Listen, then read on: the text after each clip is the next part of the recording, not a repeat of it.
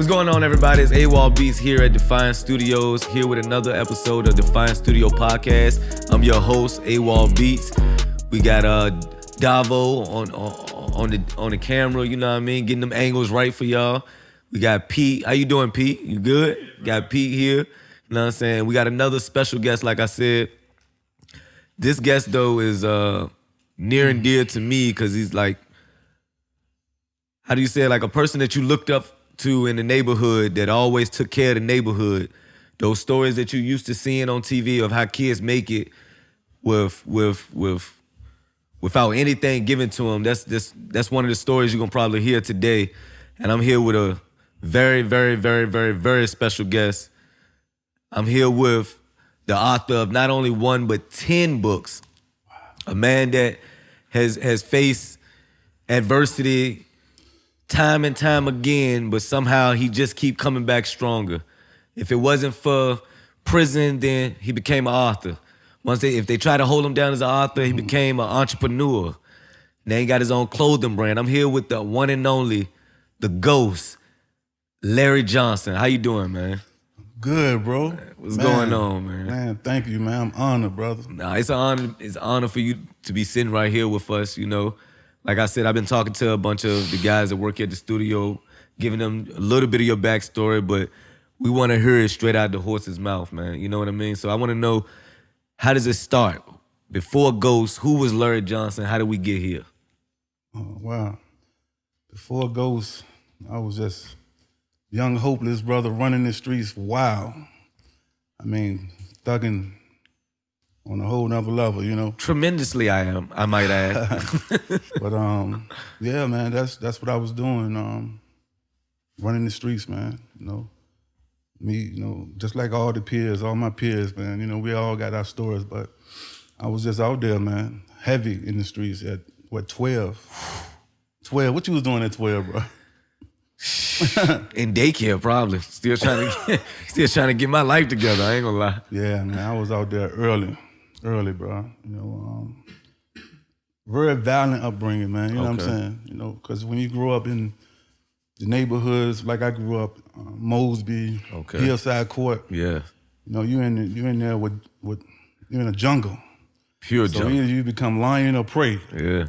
And you know, but in the beginning, I was very laid back. You know, loved school. But I recall one time, I'm trying to think of the first what changed me. One of the things that changed me.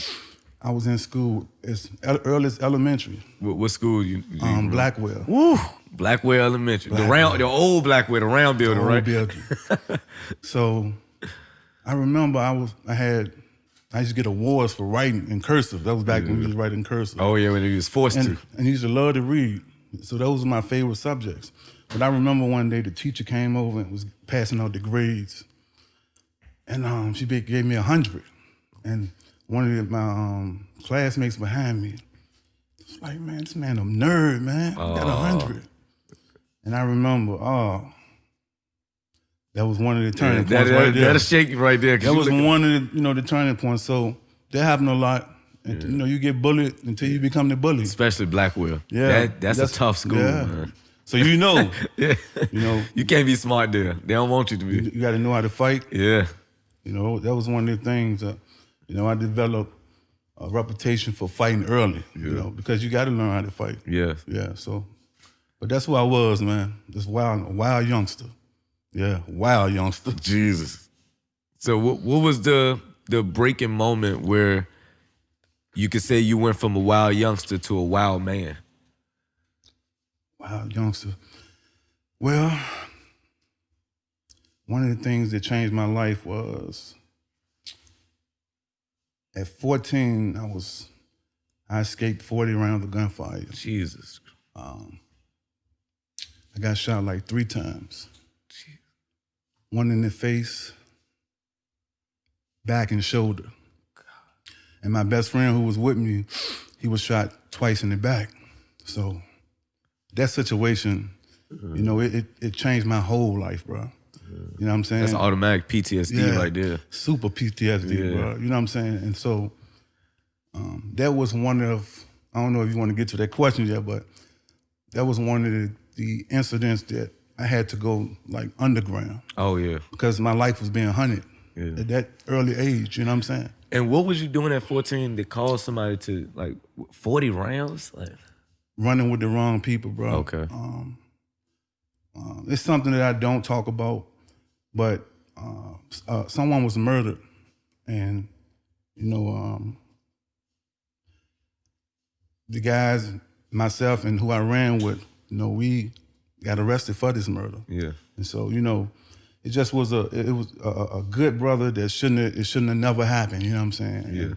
Yeah. We was all close, and that just show you how the streets can, it can consume you. Yeah. It could have you, you live so hard to please other people, and and that was my thing. Loyalty was big for me. Very big. Trying to prove myself. But that incident, me getting shot, that changed my whole life, man. You know what I'm saying? So and, shot at 14. Yeah, and it didn't stop there. My entire teenage years where I was on the run. Yeah. Was on the run, and that's where Ghost came from. Yeah, because you had to become Ghost. Yeah. When you get shot like that, you can't live the same way. You can't move the same way. So you can't trust people. Nobody. So what happened after I got shot, I was maybe away for six months. Nobody saw me. Yeah. And because my jaw was wired, all that had to heal up. You know what I'm saying? Yeah. So, but when I came back, everything was you just can't move different, fam. Yeah. And when you come, you can't. You just got to pop up.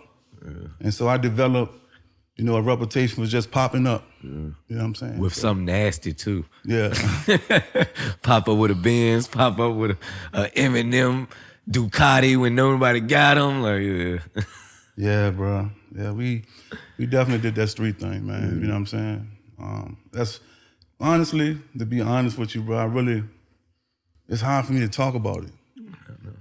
Because we got sons now, you know what I'm saying, who been affected, who has been affected, by some of the things that we done. Yes. We've had, me and my peers. Yeah.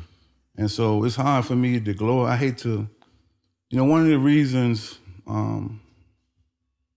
I wrote Tribulations of a Ghetto Kid. Dope book, by the way. And not Power. Yeah. Because both of the stories are in my book. Yes. But I didn't want to write another New Jack City. Yeah. Or, one of those stories that glorified it, the game. And, and so I wrote Tribulations of a Ghetto Kid, talking about the struggle and getting out of the game, you know what I'm saying?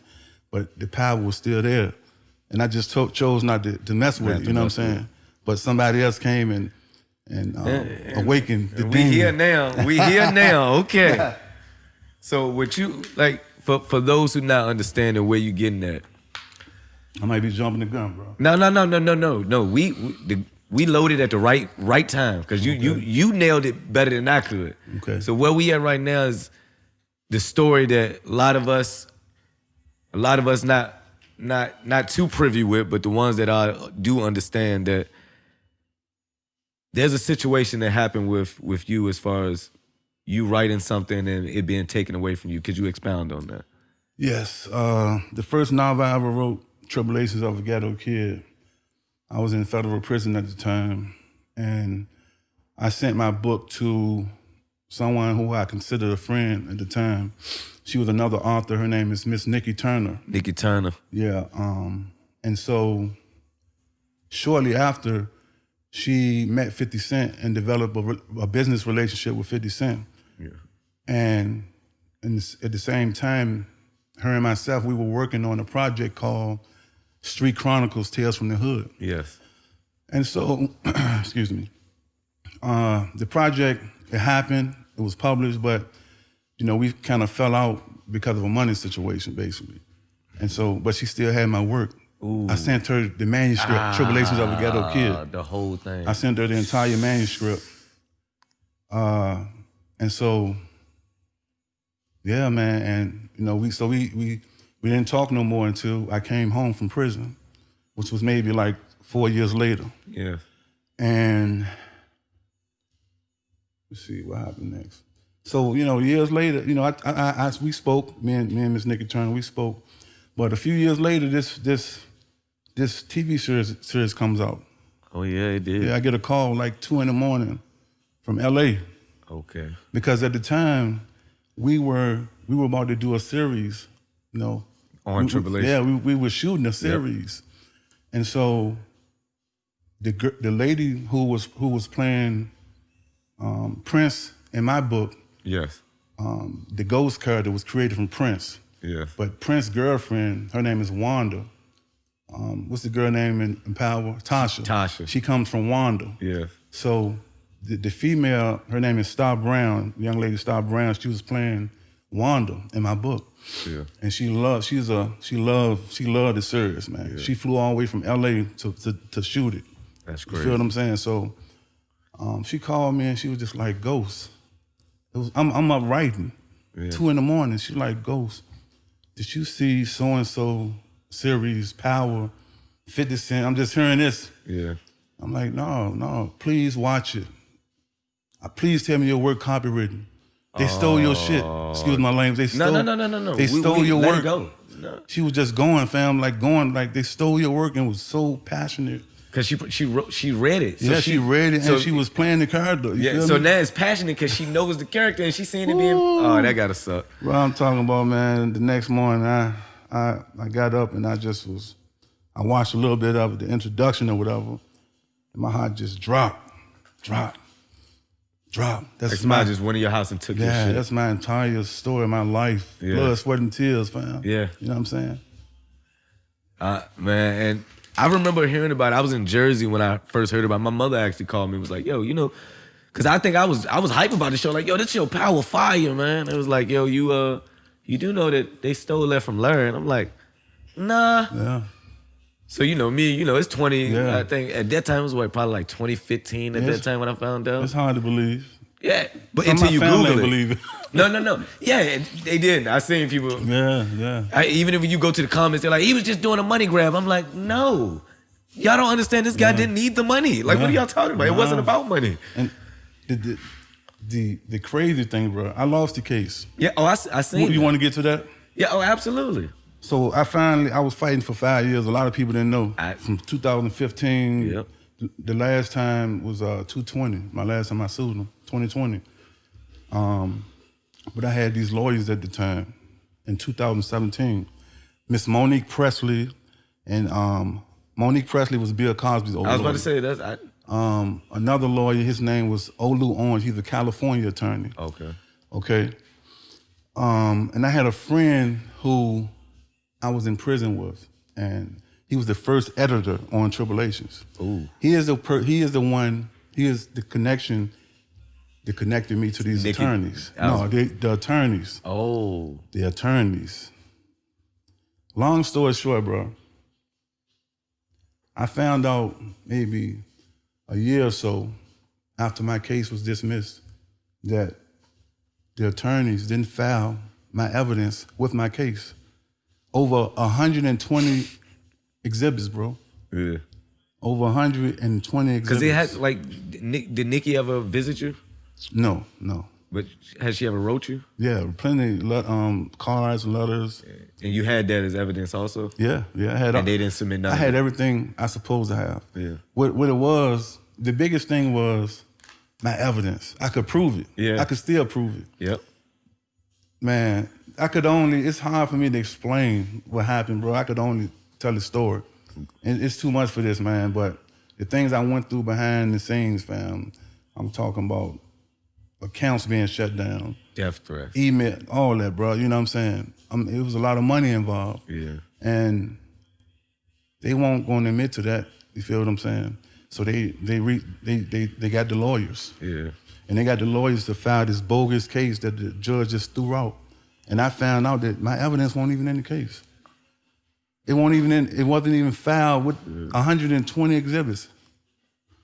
No bullshit. Damn. That's what we dealing with, bro. The system is rigged. Yeah, that's hurtful right there. Right. So how did you, from there, what was your next step? I mean, after 4 lawsuits. Yeah, that's a lot of money.